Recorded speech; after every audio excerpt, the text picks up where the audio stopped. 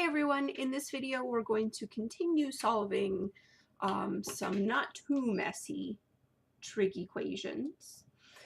So let's see, what do I want to talk about still? Okay, so the cosecant, the first one.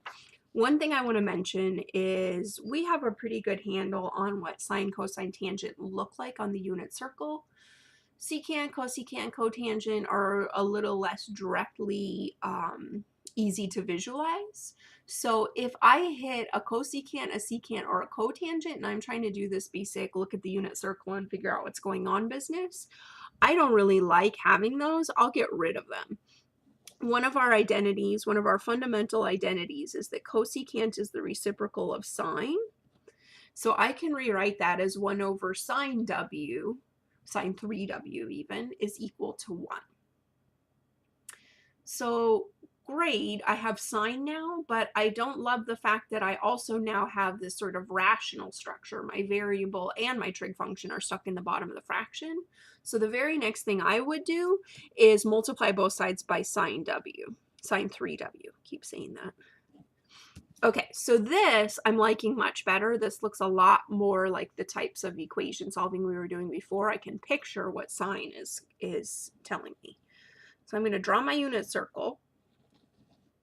And I happen to have a really nice value for sine. Ooh, I'm kind of getting ahead of myself. So it is okay to do this without substituting. But if you have any confusion with that, remember, you could temporarily hide this 3w business, call it t or x or whatever you like, and say, well, let's work on solving sine of t equals 1, and then we'll worry about what the 3 does to our solutions. So my unit circle is for sine t equals 1. And sine of t equals 1 if t is equal to pi over 2. And we don't actually have to use any symmetry here. There's only one point on the unit circle where y is equal to 1. So we'll just tack on our period and call it good. Okay, so this is where we're at. But again, we want to remember that we were not trying to solve for t. We were trying to solve for w. And in fact, if this worried you a little right here, I think that's a good sign because we've said every 2 pi, but if you look back at our original function, it did not, or even here, it did not have a period of 2 pi. Its period was 2 pi over 3. But remember, we've done all this business where we said, okay, but this is about t. So for w, it's going to be every 2 pi over 3. For t, there's no stretch or compression of sine, so it's every 2 pi. So we're not wrong to do this. And again, we can just correct this by sitting there and thinking about what's the period, or we can let the algebra correct it for us. We can say, okay, well then 3w would equal pi over 2, or anything that's 2 pi units away from that. An integer multiple of 2 pi units away from that. And we can divide both sides by 3.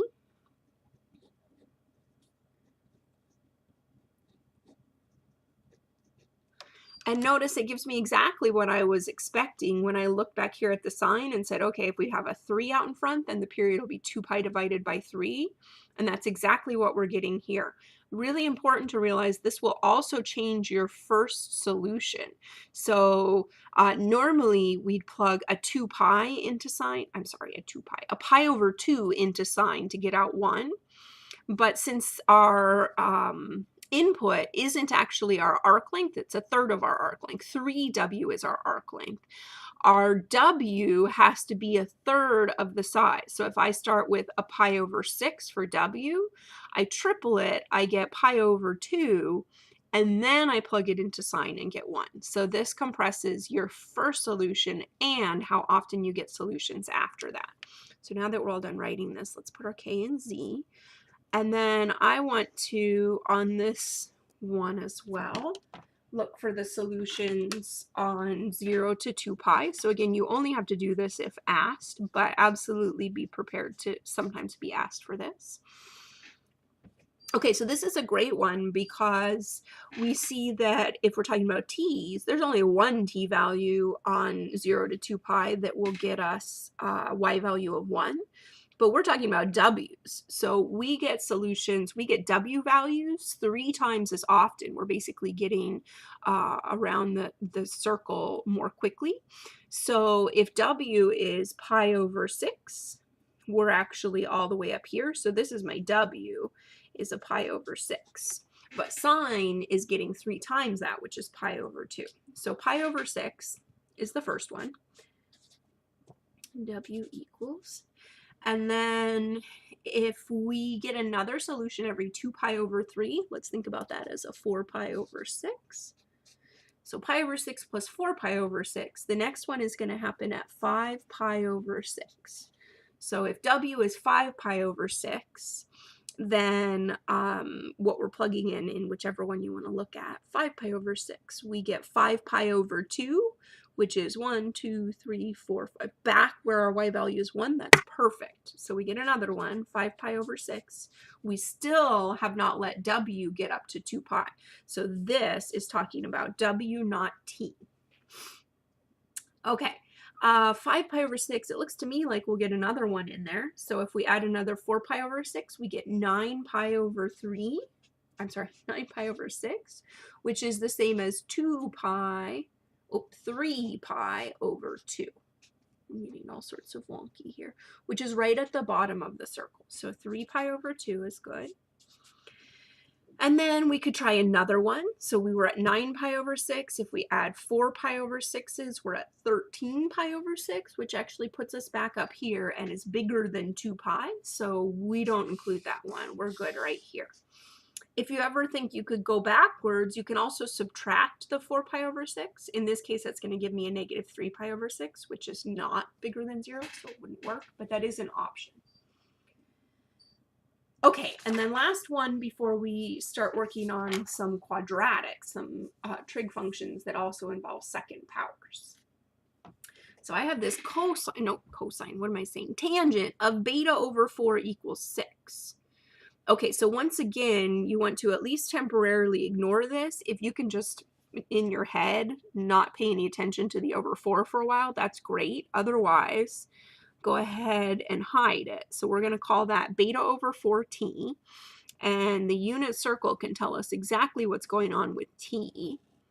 So if this is tangent, then our slope is 6. So that's pretty steep. So we're either going to be right at the bottom of quadrant 3 or the top of quadrant 1. And I don't see any special value there, so I'm going to ask my calculator inverse tangent of 6, and it tells me that's about 1.41.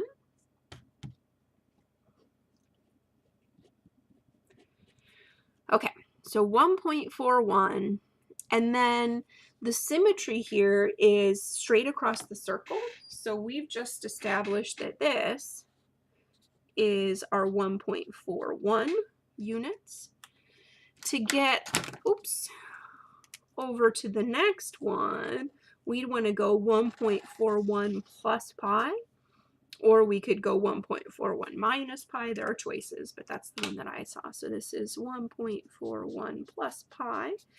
And then to get back to this point, notice that it would be a 1.41 plus 2 pi, and then to get here again, it would be 1.41 plus 3 pi. So sometimes we get this nice thing. It didn't happen with our sines and our cosines, but with tangent, your points are exactly halfway across the circle. So rather than having to list separately 1.41 plus 2 pi k and 1.41 plus pi plus 2 pi k, you can just say 1.41 plus pi k. So that'll do 1 pi, and then 2 pi, and then 3 pi, and you'll get all of them. And again, the negatives as well. Okay, but again, you want to be a little careful here. So we found t, we've got period in the mix, we've got everything. But again, you should be remembering that actually the period that I want to see in the end is the fact that we've stretched by a factor of 4, so it should be 4 pi. So the algebra will do that for us, but we can check intuitively as well. If we say, well, t is really beta over 4, then we can multiply everything by 4. Really good to keep your previous answer in here so you don't make a bunch of extra rounding error.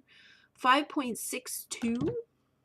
So beta is approximately 5.62 plus 4 pi k. So again, with the horizontal stretch and compression, it not only changes your period, it also changes your first solution. It'll take us 4 times as long to hit that first solution, and then we'll only hit it every 4 pi after that.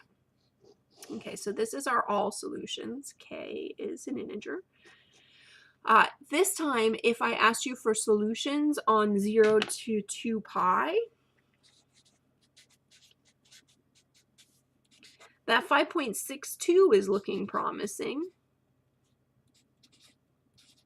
That's less than 6.28. But if I add 4 pi to that, I'm going to be way over 6.28. And if I subtract 4 pi from that, I'm going to be less than 0. So you can even check it. So if we go minus 4 pi, negative 6.9, way below 0. And if we go, I'll back up and grab this, plus 4 pi, 18.18, again, way beyond where we want. So that's really the only one for 0 to 2 pi. All right, thanks for watching.